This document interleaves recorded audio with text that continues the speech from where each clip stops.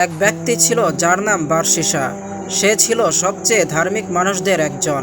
মানুষ তাকে অনুসরণ করত, কিন্তু শয়তান তাকে এমন জায়গায় নিয়ে গেল যেখানে সে মৃত্যুর আগে শয়তানকে সিজদা করল। আপনি কি নিশ্চিত আপনার ঈমান নিরাপদ? যদি নিশ্চিত হতে চান তাহলে এই ভিডিওটি দেখুন। চলুন শুরু করা যাক। বারশিসা ছিলেন বনী ইসরাইলের একজন প্রসিদ্ধ উপাসক। দিনরাত ইবাদতে মশগুল থাকতেন। মানুষ তাকে আল্লাহওয়ালা ব্যক্তি হিসেবে চিনত। একদিন তিনজন ভাই সিদ্ধান্ত নিল তারা আল্লাহর পথে জিহাদে যাবে, কিন্তু তাদের ছিল একমাত্র বোন। তারা কার কাছে রেখে যাবে? লোকজন বলল, বারশিসার কাছে রেখে আসো। প্রথমে বারশিসা অস্বীকার করলেন, বললেন, আমি আল্লাহর কাছে আশ্রয় চাই। কিন্তু দেখুন, এখানেই শয়তানের প্রথম ধাপ শুরু। শয়তানের সূক্ষ্ম কৌশল। শয়তান তার মনে ফিসফিস করে বলল, তুমি তো ভালো মানুষ, তুমি না রাখলে খারাপ কেউ রাখবে। মেয়েটার ক্ষতি হলে দায় কার? দেখুন, পাপ কখনো সরাসরি আসে না, ভালো কাজের ছদ্মবেশে আসে।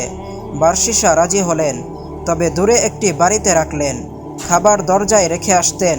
কোনো কথা নয়, কোনো দেখা নয়, সব ঠিকই ছিল। কিন্তু শয়তান থামে না। দ্বিতীয় ধাপ, সহানুভূতির ফাঁদ। শয়তান বলল, এত দূর থেকে খাবার আনতে কষ্ট হয়, দরজায় দিয়ে আসো। তিনি দিলেন। তারপর বলল, ঘরের ভিতরে রেখে আসো, নিরাপদ হবে। তিনি তাও রাখলেন।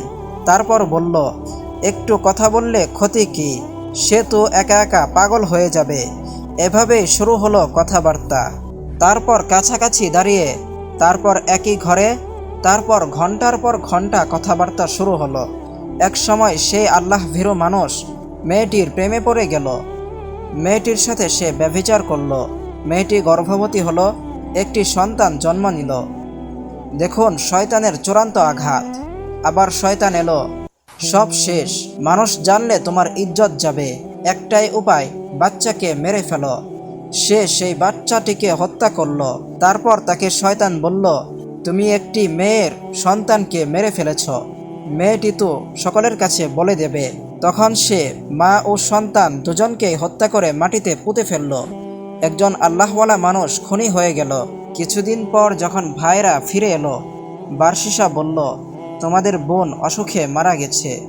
ওই যে দূরে দেখো, তার কবর দেখা যাচ্ছে। যদি বিশ্বাস না হয় কবর খুঁড়ে দেখো। কিন্তু শয়তান তাদেরকে স্বপ্নে দেখালো, বারশিসা তোমাদের বোনকে মেরে ওই ঘরে পুঁতে রেখেছে। ভাইরা যখন তার ঘরে গিয়ে তল্লাশি চালালো, মাটি খুঁড়ল, সাথে একটি সন্তান এবং তার বোনের লাশ পাওয়া গেল। তারপর তারা তাকে বাদশার কাছে নিয়ে গেল। বারশিসাকে মৃত্যুদণ্ড দেওয়া হলো। ঠিক তখন শয়তান নিজে উপস্থিত হলো, বলল, আমি তোকে এই অবস্থায় এনেছি, আমি তোকে বাঁচাতে পারি, তুই শুধু আমাকে সিজদা কর।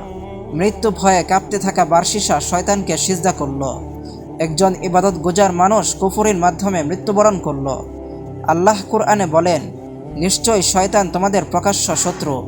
শয়তান কখনো বলে না চলো কুফরি করো। সে বলে এটুকু করলে সমস্যা নেই। পাপ শুরু হয় ছোট আপোষ দিয়ে, একটি দৃষ্টি, একটি কথা, একটি অজুহাত, তারপর ধ্বংস। আপনি আজ কোথায় দাঁড়িয়ে আছেন? আপনি কি নিশ্চিত আপনার ঈমান নিরাপদ? মনে রাখবেন, ঈমান আনা কঠিন, কিন্তু ঈমান রক্ষা করা তার চেয়েও কঠিন। আল্লাহ আমাদের শয়তানের ওয়াসওয়াসা থেকে হেফাজত করুন। আমিন।